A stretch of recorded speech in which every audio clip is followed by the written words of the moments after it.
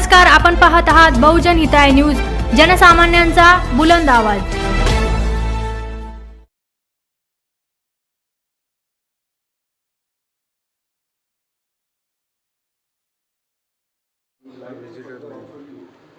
Scholarship covering the full program fees and cost of flights to the UK.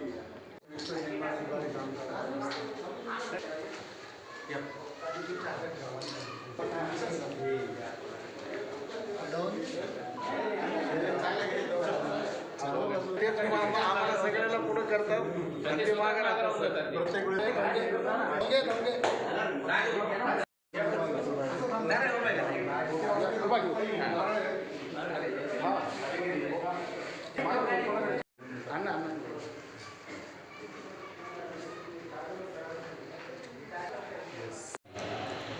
हा जो काही course आहे हा HP Cambridge partnership for education edtech fellowship असं याचं स्वरूप आहे। आणि केम्ब्रिज युनिव्हर्सिटीचं जे काही डिपार्टमेंट आहे प्रेस अँड पब्लिकेशनचं, तर देशातल्या वेगवेगळ्या आशिया खंडातले देश असतील किंवा पूर्व आशिया खंडातले देश असतील, तर तिथे एज्युकेशनसाठी काम करणारे जी काही अधिकारी मंडळी आहेत यांच्यासाठी ते ऑनलाईन आणि ऑफलाईन असे प्रशिक्षण ते आयोजित करतात।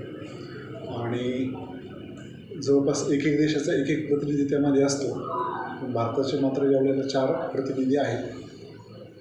आणि शिक्षणामध्ये तंत्रज्ञानाचा उपयोग करणे, शिक्षणामध्ये लिडरशिप क्वालिटीज डेव्हलप करणे आणि मुलांच्या शिकण्यासाठी किंवा त्याला गुणवत्तापूर्ण शिक्षण मिळण्यासाठी ज्या अध्ययन निष्पत्ती असतात, ज्याला आपण लर्निंग आउटकम्स म्हणतो, त्या लर्निंग आउटकम साध्य करण्यासाठी काय करावं लागेल, शिक्षणामध्ये सध्या कुठले एज्युकेशनल ट्रेंड्स आलेले आहेत नवनवीन, कुठले मेथड्स आहेत, कुठले ॲप्रोचेस आपण वापरतो, कुठल्या टेक्निक्स वापरतो, कुठल्या स्ट्रॅटेजीज वापरतो, जेणेकरून विद्यार्थ्यांचं जे शिक्षण आहे ते सहज सुलभ व्हावं आणि विद्यार्थ्यांना गुणवत्तापूर्ण शिक्षण मिळावं, यासाठीचा हा ट्रेनिंग प्रोग्राम आहे।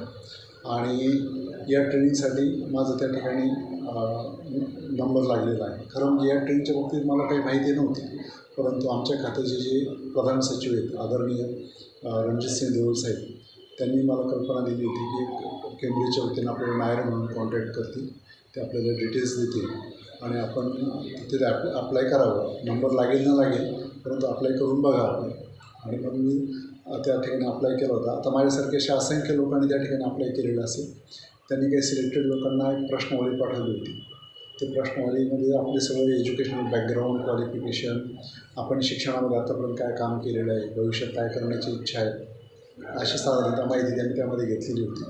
तर ही माहिती आम्ही त्या ठिकाणी त्यांनी प्रश्नावली भरून पाठवली आणि त्यामध्ये जी काही सिलेक्शन कमिटी होती, त्या सिलेक्शन कमिटीनं माझं ॲप्लिकेशन त्या ठिकाणी मंजूर केलेलं आहे। आता याचा जो काही खर्च आहे, ट्युशन फीज असेल किंवा ॲकोमोडेशनचा, तिथला राहण्याचा खर्च असेल, ते सर्व मिळून जवळपास 27 लाख रुपये फीस होती। परंतु त्यांना ते ॲप्लिकेशन आवडलं असल्यामुळं त्यांनी मला फेलोशिप मंजूर केलेली आहे। आणि त्या फेलोशिपमध्ये मला येण्या जाण्याचा खर्च असेल किंवा तो 27 लाख रुपये खर्च असेल, ते सगळे केम्ब्रिज युनिव्हर्सिटी त्या ठिकाणी बिअर करणार आहे। सर, कसं वाटतं तुम्हाला तुमची निवड झाल्यानंतर? कारण भारताभरातून 4 अधिकारी निश्चितच खूप आनंद होतो आहे। कारण आपल्याला जे शिकणं म्हणतो आपण की शिकणं या अव्याहत प्रक्रिया असते आणि माणूस जीवनाच्या अंतापर्यंत शिकत असतो। आणि त्यात आपण एज्युकेशन खात्यामध्ये वरिष्ठ अधिकारी पदावर काम करत आहोत। आपल्याला शिकणं फार गरजेचं आहे, जेणेकरून आपल्या विद्यार्थ्यांना त्या ठिकाणी काहीतरी देता येईल। जिल्हा परिषदेमध्ये माझं प्राथमिक शिक्षण झालेलं आहे। अगदी जिल्हा परिषदेच्या प्राथमिक शाळेपासून तर केम्ब्रिजपर्यंतचा जो हा प्रवास आहे तो खरंच अद्भुत आहे, म्हणजे स्वप्नवत अशा प्रकारचा प्रवास आहे। आणि खूप चांगली संधी आहे आपल्याला शिक्षणामध्ये काहीतरी करून दाखवण्यासाठीची। आणि म्हणून खूप आनंदी आहे, नातेवाईक आनंदी आहेत, घरचे आनंदी आहेत। तर नक्कीच मला असं वाटतं की या प्रशिक्षणाचा जो उपयोग आहे तो मला माझ्या विद्यार्थ्यांसाठी भविष्यात करता येईल। तर याच्या माध्यमातून तुम्ही अधिकाऱ्यांना, कर्मचाऱ्यांना व शिक्षण घेत असलेल्या युवकांना काय संदेश देणार? संदेश हा देणार की आपण सतत शिकतो राहिलं पाहिजे। कारण इथं डबक्यासारखं नाही आहे की एखाद्याशी तुम्ही नॉलेज घेतलं ना आता मला शिकण्याची काही गरज नाही। शिक्षण हा विभाग असा आहे किंवा शैक्षणिक प्रक्रिया अशी निरंतर चालणारी प्रक्रिया आहे। इथं नित्यनूतन रोज नवे नवे बदल त्या ठिकाणी होत आहेत।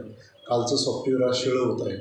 अशा या जमान्यामध्ये आपल्याला स्वतःला किती अपडेट असणं गरजेचं आहे। कारण पूर्वी फक्त शिक्षक हा विद्यार्थ्यांसाठी रोल मॉडेल होता, गुरु होता, एकमेव गुरु होता. परंतु आता तसं राहिलं नाही. आता आपण बघत आहोत गुगलसारखा गुरु आहे, वेगवेगळ्या प्रकारचे सॉफ्टवेअर्स आहेत, एज्युकेशनल ॲप्स आहेत, वेबसाईट्स आहेत. याच्या माध्यमातून तुमचा विद्यार्थी त्या ठिकाणी बरंच काही नॉलेज घेत आहे. आणि अशा विद्यार्थ्यांसमोर आपल्याला जर उभं राहायचं असेल, त्यांना नॉलेज द्यायचं असेल या जमान्यामध्ये, तर शिक्षक अधिकारीसुद्धा तेवढे अपडेटेड असणं अत्यंत गरजेचं आहे. आणि म्हणून माझं सांगणं राहील की आपण कायम शिकत राहिलं पाहिजे. नवनवीन गोष्टीचा आपण अवलंब केला पाहिजे, तंत्रज्ञानाचा अवलंब केला पाहिजे, जेणेकरून आपल्या विद्यार्थ्यांना आपल्याला चांगल्यातलं चांगलं शिक्षण देता येईल. यासाठी आपण सतत प्रयत्न करत असलो पाहिजे. धन्यवाद. आपलं नाव सर? माझं नाव अनिल संपतराव साबळे. मी शिक्षण उपसंचालक म्हणून या ठिकाणी 18 डिसेंबर 2020पासून काम करत आहे.